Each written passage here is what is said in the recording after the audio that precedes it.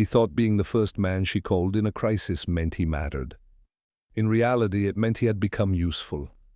That distinction is easy to miss when you are a dependable man. Because when somebody trusts you with their worst moments, it feels intimate. It feels like access. It feels like significance. And if you are not careful, you can mistake emotional dependence for genuine commitment.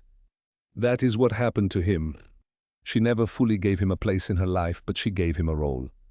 Whenever something went wrong, his phone lit up.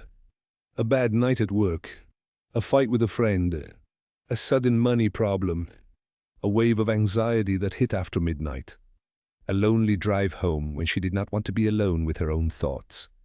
He was always the person she called when life became too heavy to carry by herself. At first he felt honored by that.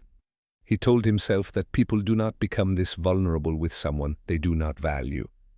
And to be fair, there were moments that seemed to confirm it. She would soften around him after a breakdown. Her voice would get quieter. Her guard would drop. Sometimes she would look at him like he was the only person who really understood her. Then she would say something like, "I do not know what I would do without you."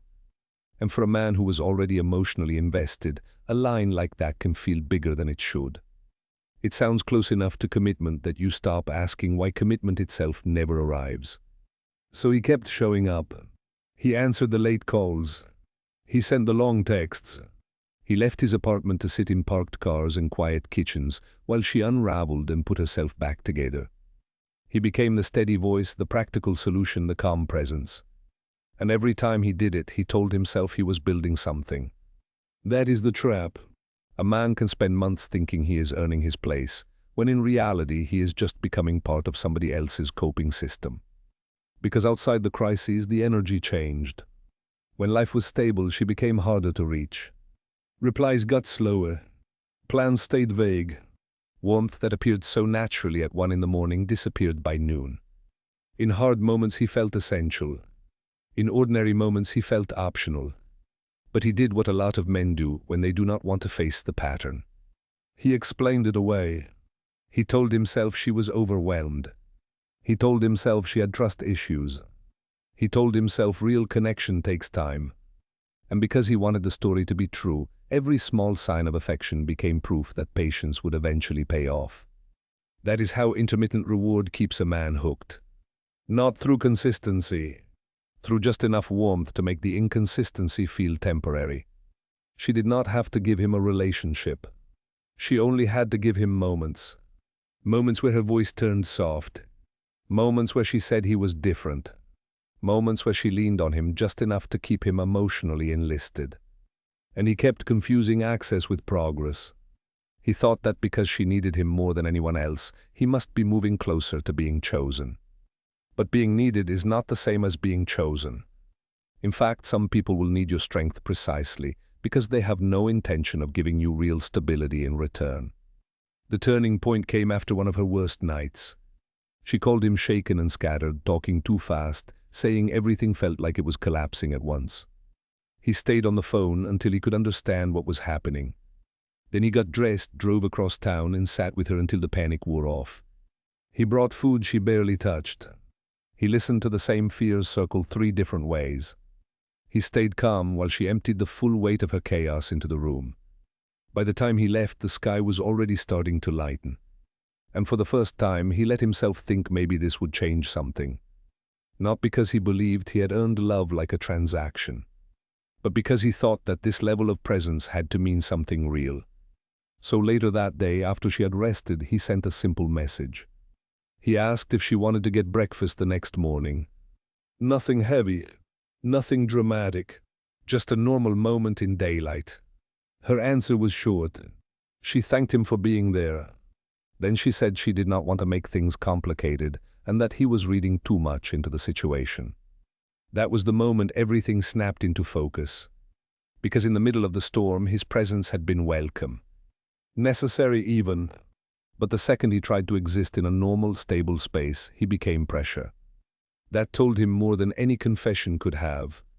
She was comfortable needing him. She was not interested in choosing him. And once he saw that, other memories started lining up behind it. How often she reached for him when she was overwhelmed.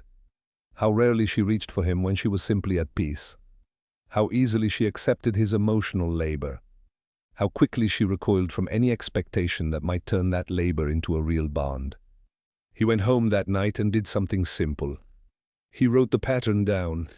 Not the chemistry, not the potential, not the best moments. The pattern. How many times she had called in distress. How many times he had rearranged his life to stabilize hers. How many times he had been asked for comfort, guidance, reassurance, or rescue. Then on the other side, he wrote down the calm moments. How often she made clear plans. How often she showed up for him unprompted. How often she moved toward him when nothing was wrong. The difference between those two lists was brutal. One side looked like dependence. The other side looked like absence. That was when he understood the role he had been playing. He was not her partner. He was emotional infrastructure. Reliable, available, stabilizing. Important when the system was under stress, invisible when everything was running smoothly. That realization hurt him, but it also gave him something he had not had in a long time. Clarity. Because once a man sees the structure of the dynamic, it gets much harder to romanticize it. The next time she reached out in crisis, he did not rush to re-enter the role. He was polite. He was not cruel. But he was no longer willing to pretend there was a relationship where there was only emotional access. So instead of sliding back into the same familiar pattern, he told her the truth. He said he cared about her, but he could not keep showing up as her emergency support system while having no real place in her life outside those emergencies. He said that if he only mattered when things were falling apart, then what she valued was his usefulness, not his presence. He did not say it to wound her. He said it because it was finally true. And like a lot of people do when access is mistaken for entitlement, she did not respond with understanding. She responded with discomfort. She said he was changing. She said he was making things heavier than they needed to be. She said she had never asked him to expect more. But that response only confirmed the lesson. Because people who are used to your one-sided loyalty often experience your boundaries as betrayal. Not because you did something wrong, but because the arrangement was working for them. He did not argue. He did not try to make her admit anything. He did not chase one final validating conversation. He stepped back, and in that space something surprising happened. The guilt wore off faster than he expected. What replaced it was relief. Relief that he no longer had to confuse being needed with being loved. Relief that he no longer had to perform loyalty in exchange for crumbs of emotional closeness. Relief that he could finally judge the connection by what it was in ordinary life, not by how intense it became in emergencies. That is a lesson a lot of men need earlier than they get it. Because chaos creates false intimacy. A midnight phone call can feel deeper than it really is. Being trusted with someone's breakdown can feel like proof of your importance. But if your value only appears when things are collapsing, you are not standing inside a relationship. You are standing inside a function. And a function can be replaced the second it starts asking for reciprocity. So if you ever find yourself in a connection where you are constantly being called to calm storms, solve problems, and absorb emotional weight, pay attention to one question. What happens when nothing is wrong? That is where the truth usually lives. Not in the crisis. Not in the tears. Not in the desperate gratitude people show when they need you most. The truth shows up in the ordinary hours. In the steady days. In the moments when there is nothing to fix. That is where you find out whether you are actually being chosen, or just being used as a bridge between one disaster and the next. And the sooner a man learns that difference, the sooner he stops giving relationship-level loyalty to people who only know how to value him when they are falling apart.